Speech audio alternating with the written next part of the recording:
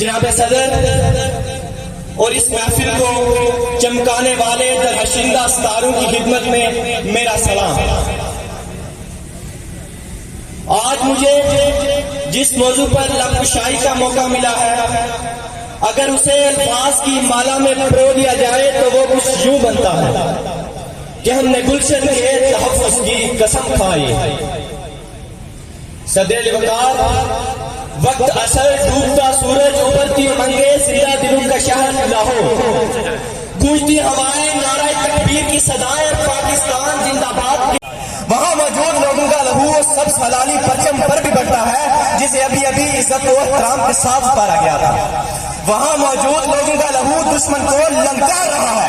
وہاں موجود لوگوں کا لہو یزیدیت کو حسینیت کا پیغام سنا رہا ہے کہ 2 نومبر کا سورج فضا کو سوگوار بنائے غروب ہو جاتا ہے۔ لیکن جناب والا، اگلے ٹھیک 24 گھنٹے بعد دنیا یہ عالم بھی دیکھتی ہے کہ جس جگہ کی روح خون سے رجی بس تھی نا، وہی جگہ پر وہی شہری دوبارہ جمع ہو کر پاکستان زندہ باد اور جیوے جیوے پاکستان کے نعرے لگاتے ہوئے یہ نوید دیتے دکھائی دیتے ہیں کہ خون دل دے کے نکھاریں گے رخے پر کے گلاب، خون دل دے کے نکھاریں گے رخے پر کے گلاب، ہم نے گلشن کے تحفظ کی قسم کھائی۔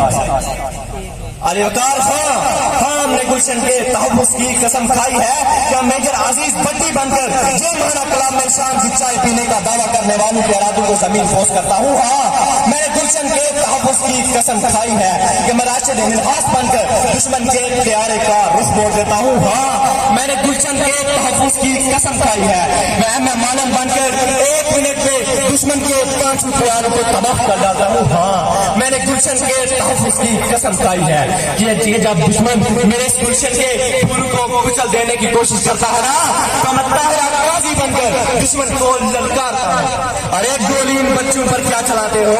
اگر گولی چلانی ہے تو مجھ پر چلائیں۔ علی وقار، ہاں، میں نے گلشن کے تحفظ کی قسم کھائی ہے کہ کبھی مقبول حسین بن جاتا ہوں۔ جب میری زبان کاٹ دی جاتی ہے، میرے ناخن چیر دیے جاتے ہیں اور مجھے پاکستان مرد آباد کہنے پر مجبور کیا جاتا ہے، تو میں اپنی کٹی زبان کے بہتے لہو سے دیواریں زندان پہ لکھتا ہوں پاکستان زندہ باد۔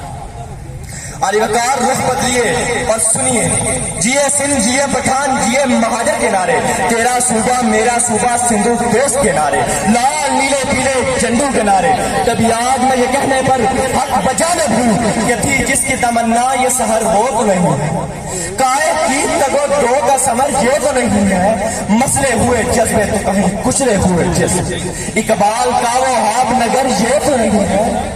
علی وقار، تبھی یہ سونی دھرتی پکار اٹھتی ہے، للکار اٹھتی ہے انسانیت کو باری جوتوں تلے رونگنے والوں، فضا میں بارود کی بو کو پھیلانے والوں، تو کون نہ کون پر آپس میں لڑوانے والوں اور مروانے والوں، میریت کا قتل کرنے والوں، میرے جسم کے ٹکڑوں پر آگ برسانے والوں، 1 ہفتے میں 150 لاشوں کو بوریوں کی نظر کرنے والوں، خدا کے لہجے میں بات کرنے والوں، جان رکھو یہ وطن تمہارے باپ کی جاگیر نہیں، یہ قائد اعظم کا پاکستان ہے۔